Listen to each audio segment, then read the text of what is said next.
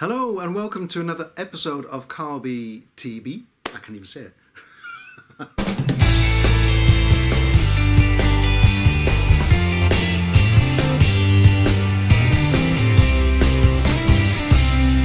Hello and welcome to another episode of Carby TV, the place to prosper with your passion for changing lives. Now today's subject is one that's very dear to my heart, and I'm sure it's going to be, and I hope it's going to be dear to your heart too, and that is how we can set healthy boundaries with loved ones. Now at holiday seasons like this one and all around the year, there are moments when we have to set our boundaries. We have to let people know where we stand and how far they can push our little buttons. And today is all about that. I'm going to give you my best seven tips to help you get there. Tip number one is simply to acknowledge the other person's request. The best way to avoid conflict and to resolve any objections and any discord in the family is simply to hear the other person out. Just letting them vent and without taking it personally. So venting, letting them vent without taking it personally is the best way to get the dialogue going, get the communication going, and away from emotion and onto the subject itself.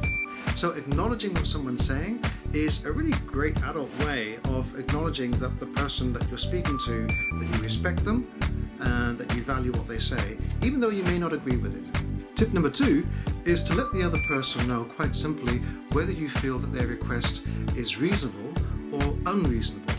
Now I know that many times in my life, sometimes I said things on the spur of the moment that I didn't really mean, and they came across perhaps not in the way that I intended them to, and therefore my request was unreasonable.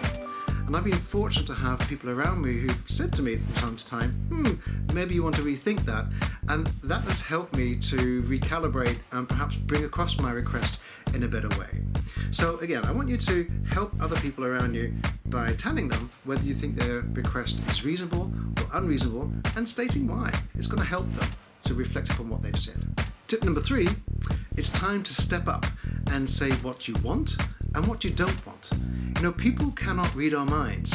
I know, I wish they could, but they can't. So we have to convey what we're thinking and what we're feeling, and particularly, what we want that person to do and what we would rather they don't do, because this is helping them, instructing them to actually converse and communicate with us on our terms. Number four is to feel worthy of our own opinions and perspectives without the need to have to raise our voice or to argue. The more we stand centered in what we believe in and what our thoughts are and how we value ourselves, the better the other person is able to react to us as well. Because the more strength of character we put out into the world, the better people will respect us. Number five is to stay calm, but also respectful of the other person's feelings and perspectives. So by staying calm and peaceful, it is a way of helping the other person also to stay calm and peaceful without things flaring up, which we don't want. Tip number six is to be the one who stands up and suggests a win-win solution.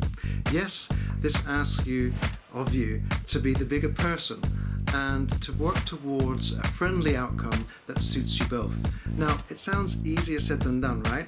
I know, but if you stay calm and centered, the chances are that the other person will certainly accept your win-win solution idea. Tip number seven is to pick your battles and go for the long-term relationship. Now, what does that mean? Well, it means you don't have to always win every single discussion and argument. You don't have to bulldoze yourself through every relationship. If you really mean well and you want this relationship to flourish and to keep going for many years to come, which I hope you do, sometimes it just means bowing ahead and letting that person have that one moment, knowing that you want that person in your life and you're going to have many, many more times, great times ahead. I hope you enjoyed today's episode of Carby TV. I know I certainly enjoyed this one. Come over to YouTube and hit the subscribe button to get regular updates from us, and I look forward to seeing you next time.